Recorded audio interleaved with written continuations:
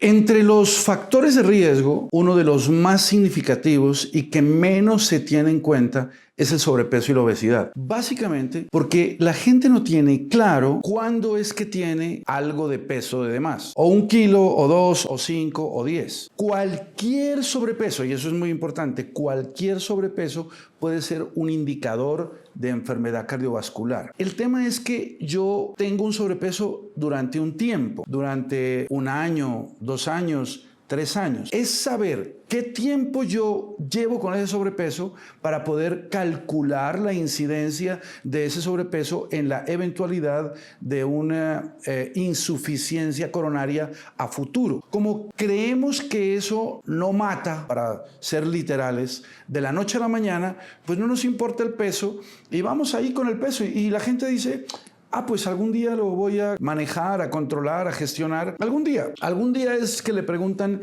¿y usted hace cuánto tiene esos 5 kilos de más? 5 años, 3 años, 10 años, 15 años. Cuando hay sobrepeso, la grasa que se va acumulando es una grasa que viaja más fácilmente por el sistema circulatorio. Cuando las bolitas de grasa, que se llaman ateromas, viajan por el sistema circulatorio, es cuando empiezan a desarrollarse problemas que terminan afectando al corazón. Problemas que son ateromas que se pegan, colesterol alto, problemas que generan resistencia a la insulina en el páncreas y entonces la persona se empieza a volver diabética, las paredes arteriales empiezan a endurecerse y ese endurecimiento de paredes arteriales genera en la gran mayoría de ocasiones hipertensión. O sea, el sobrepeso puede ser un indicador de diabetes, de hipertensión, de dislipidemia y de un montón de desbalances. Adicionalmente, una persona que tiene kilos de más y no tiene los kilos oportunos es una persona que le cuesta caminar, subir escaleras, relacionarse de mejor manera con el desafío del mundo cotidiano. El sobrepeso y la obesidad no es algo que debería romantizarse, es algo que se debe entender como una enfermedad. El sobrepeso no es romántico. Para el sobrepeso no basta con hacer ropa para tallas grandes. El sobrepeso lo que necesita es atenderse desde el escenario de la realidad del estilo de vida para que sea factible que pudieran las personas tener una mejor condición de control de peso. Cuando uno veía una playa hace 50 años, era difícil encontrar un gordito. Hoy tomamos una fotografía en una playa y es difícil encontrar un flaquito. Es difícil encontrar una persona que esté en el peso adecuado. Creemos que infortunadamente los estilos de vida están llevando a que las personas cada vez tengan más sobrepeso y más obesidad y el mundo se va volviendo contemplativo y obesogénico. Estamos creando una cultura mucho más llevada a crecer en kilos que a tener los necesarios para estar en equilibrio y estar bien. El estrés y el riesgo cardiovascular puede ser más significativo que la inactividad física, el desbalance en la alimentación o el cigarrillo. Frecuentemente se ve como factores predictores de que el corazón se enferme, que la persona sea inactiva físicamente, que no haga la actividad suficiente, que no coma bien, que quiere decir que no coma los alimentos que entregan los nutrientes para estar sano, o que eventualmente haya fumado o fume. Y eso es lo que se ve como el predictor más significativo de que el corazón se enferme. Pues, amigos queridos, resulta que el corazón se enferma de una manera muy significativa y quizá mayor que la inactividad física, el desbalance de la alimentación, el cigarrillo, cuando hay cortisol en la sangre y en la sangre esa hormona se está segregando de manera continua en una cronicidad, porque uno puede ser que tenga un momento de estrés. En ese momento de estrés, el cortisol corre por la sangre, pero hay gente que vive estresada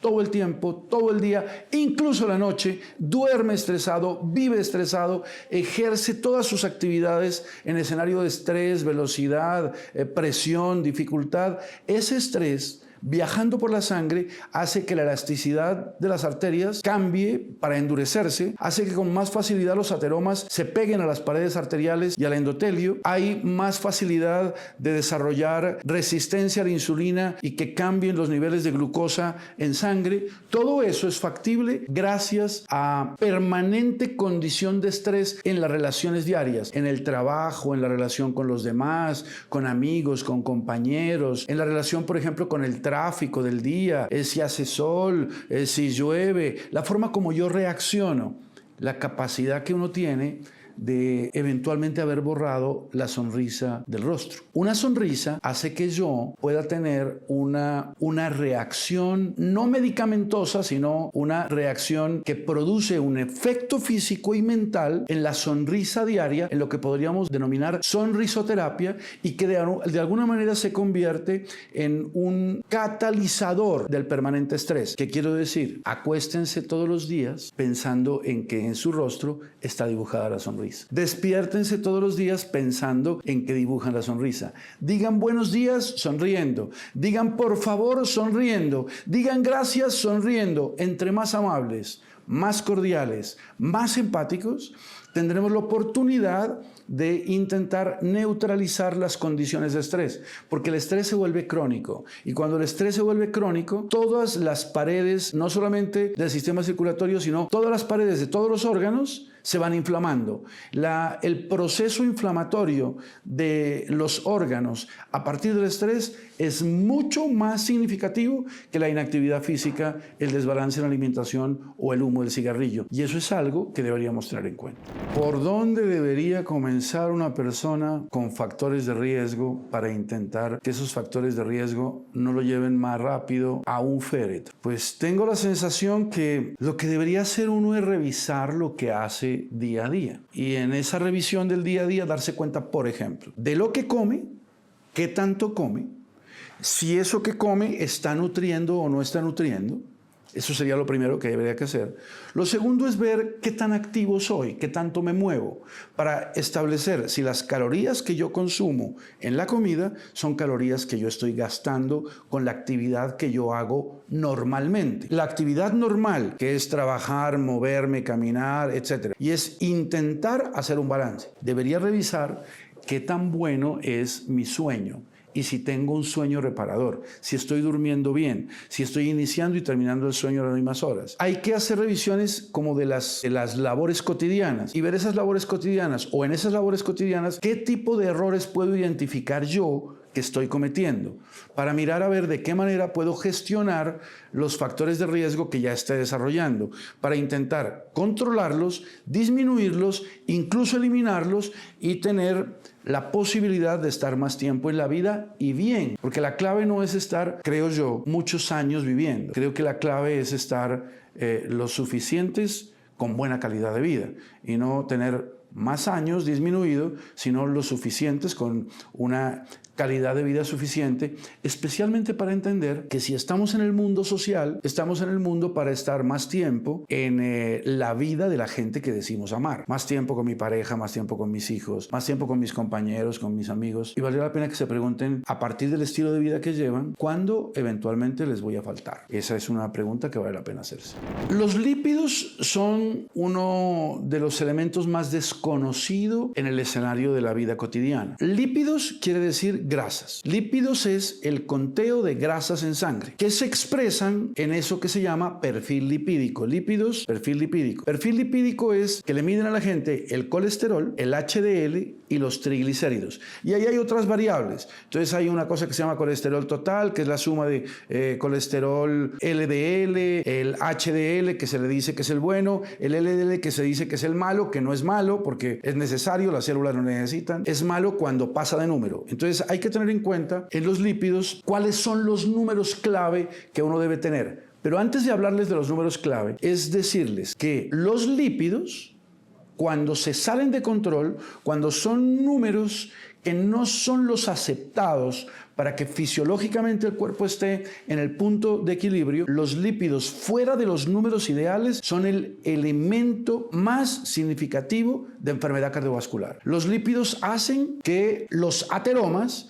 que son las bolitas de grasa, las bolitas de lípidos que van circulando en la sangre, más fácilmente vayan quitando la luz a través de la cual va pasando la sangre por el sistema circulatorio. Descuidar los lípidos es descuidar el elemento que puede ser el más significativo y, en mi forma de ver, el más silencioso para llevar a que eventualmente el corazón se enferme. ¿Qué hay que comer? Pues los lípidos son grasas. Luego, entonces, lo que yo tengo que intentar es elegir grasas buenas y no grasas malas. ¿Cuáles son las grasas que eventualmente pueden ser malas? Las que se llaman trans, que son las transformadas en la industria, las que se llaman saturadas, que son las que se saturan especialmente cuando se les sube el calor. Entonces, por ejemplo, un aceite es un aceite que uno se puede comer a cucharadas y es bueno. Pero cuando ese aceite cambia de temperatura y esa temperatura llega a unos límites, eso se convierte en grasa saturada. La grasa saturada es la que se convierte en ateromas. La grasa saturada es la que hace que los lípidos cambien de número. ¿Qué quiere decir? Que debería intentar comer menos fritos. Un fritito a la semana estaría bien. Y además las cosas fritas son ricas. Y no se trata de no comérselas, se trata de comérselas. Pero hay que ver qué tan grande es la porción del frito. Qué tan grande es la porción de mis ganas mentales de comerme algo.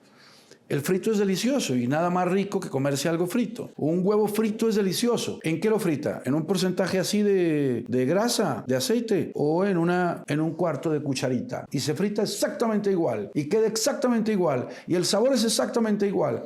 ¿A qué le sabe el huevo? ¿A huevo o a grasa? Y ahí es donde está la diferencia. En la medida en que vayamos haciendo que el cuerpo tenga más aceptabilidad del consumo de grasas, pues cada vez vamos a estar menos claros de cuántas grasas y cuáles son las que necesita mi cuerpo. Las grasas buenas son las grasas que son necesarias para equilibrar los lípidos. Elementos como el aguacate, por ejemplo, en el maní, en las avellanas, en las almendras. Hay muchos frutos secos que tienen un aporte muy significativo de grasas buenas, grasas que pueden ayudar a tener equilibrados los lípidos. Los lípidos no equilibrados y fuera de norma son el principal predictor de enfermedad cardiovascular, que es el primer asesino del mundo. Mata 20 millones de personas al año. En Colombia entre 65.000 y 70.000, cosa que es realmente muy significativa. ¿Cómo afectan las azúcares en la salud cardiovascular? En la medida en que perdemos la medida del dulce y el azúcar que le incorporamos a los productos que consumimos, vamos generando la posibilidad de que el páncreas, que segrega insulina, cada vez vaya siendo más resistencia a segregarla. ¿Cuál es la clave? Que intentemos entender que el cuerpo no necesita eso que se llaman calorías vacías aportadas por azúcares, que son carbohidratos. Las azúcares no son necesarias. Las azúcares el cuerpo no las necesita. Las necesita es la mente, que cree que el dulce es bueno, y tenemos una condición organoléptica y también de sistema digestivo que hace que uno vaya volviéndose como adicto al azúcar. Y uno ve postres y cosas y le parece absolutamente ideal, pero esa es una condición mental. La clave está en que yo trate de disminuir hasta eliminar el consumo de productos que tengan azúcar añadida. Esos productos son los que generan claramente sobrepeso y obesidad. Esos productos son los que generan claramente prediabetes y diabetes, y que hacen que el páncreas vaya teniendo cada vez más dificultad para segregar los elementos que necesita como hormonas el cuerpo para que sea factible tener un equilibrio metabólico. En la medida en que consumamos más azúcares, vamos a tener más dificultad para controlar el peso y vamos a tener más facilidad para desarrollar la enfermedad que más significativamente ha venido creciendo en los últimos años en el mundo, que es la diabetes. La diabetes ha crecido de manera absolutamente insospechada epidemiológicamente en razón de el montón de productos que se consumen ignorando que están entregando un porcentaje de azúcar que claramente es negativo para tener equilibrio en la salud. El azúcar, en la medida de lo posible, deberíamos evitarla. Y si piden un dulce, que es una delicia, en un postre, pues repártanlo entre varios, pídanle 10 cucharas y repártanlo entre todas las mesas del restaurante, no hay ningún problema. Algo muy importante, los edulcorantes son más graves que el azúcar, porque el azúcar finalmente es un producto natural. El edulcorante es un producto completamente químico, y ese producto químico tiene reacciones mucho más complejas y adversas, lo dice la evidencia científica, en la salud del páncreas y en que haya suficiente insulina en el cuerpo. Eso está clarísimo, y el paso del azúcar al edulcorante es más grave. Como para decirles de manera concreta, Si lo que usted quiere es dulce, pues que sea del azúcar y poquita, pero no de edulcorantes. Está absolutamente claro que eso puede generar una reacción mucho más adversa que el azúcar mismo. Pero los dos son negativos. En la medida en que menos azúcar añadida le pongamos al cuerpo, vamos a tener mejor posibilidad de estar bien. Las proteínas en la dieta son importantes y no necesariamente la proteína significa riesgo cardiovascular. Lo que pasa es que la proteína viene en diferentes tipos de alimentos y la clave está en consumir proteína de los alimentos. Esa es la primera recomendación. ¿Cuáles son los alimentos que más generan biodisponibilidad, que es la disposición o más bien la posibilidad de que el alimento se convierta en el nutriente que se llama proteína? El mejor es la carne, todas las carnes. La mejor carne para consumir con valor proteico es la carne blanca.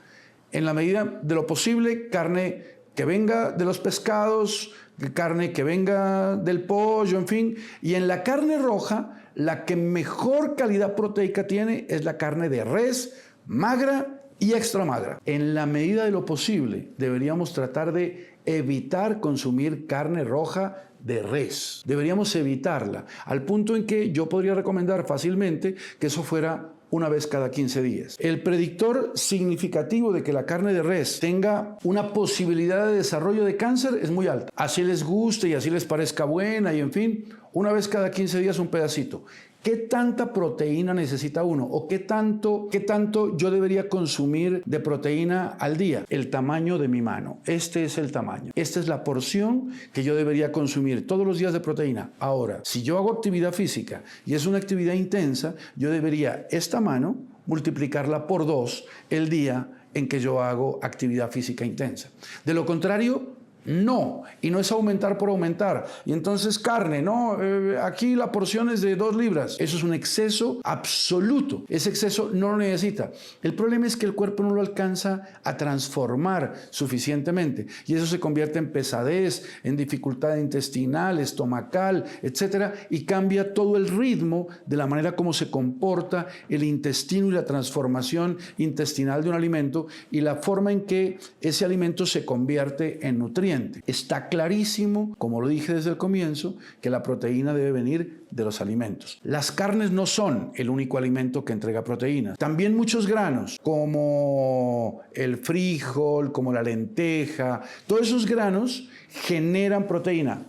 Es muy importante que para que esa proteína se sintetice más fácil en el cuerpo, se coma con arroz. No solita, sino con arroz. El arroz facilita que ese alimento se convierta en proteína con más facilidad. Los frijolitos deberían comerse con arroz. Y entonces es más fácil que el valor proteico del frijol se convierta en el nutriente proteico que se necesita. Es falso, de toda falsedad, que las gentes normales en su actividad física necesiten suplemento proteico. Eso es falso, es un negocio y no deberían comprar suplemento proteico bajo ningún punto de vista, y menos todo ese suplemento proteico que recomiendan en gimnasios y etcétera. Eso no es necesario, no lo necesitamos. Es posible que lo necesite una persona de alto rendimiento y eso debería ser medicado. Eso no puede ser algo determinado por un líder de actividad física de un gimnasio. No, de ninguna manera. Es una cosa que podría ser absolutamente negativa. La proteína se obtiene de los alimentos. La proteína no se obtiene ni de cajas, ni de frascos, ni de suplementos proteicos. Bueno, pues una recomendación que creo que es oportuna a partir de lo que hacemos los seres humanos todos los días y lo que nosotros hemos venido proponiendo es que convirtamos en el estilo de vida de las personas el cuidado como una prioridad. Que entendamos la importancia de sentir que los seres humanos deberíamos optar por cuidarnos. Es increíble que entre los seres vivos descubramos más comportamientos de cuidado en animales y en plantas que en hombres y mujeres, que en seres humanos. Pero generalmente eso sucede.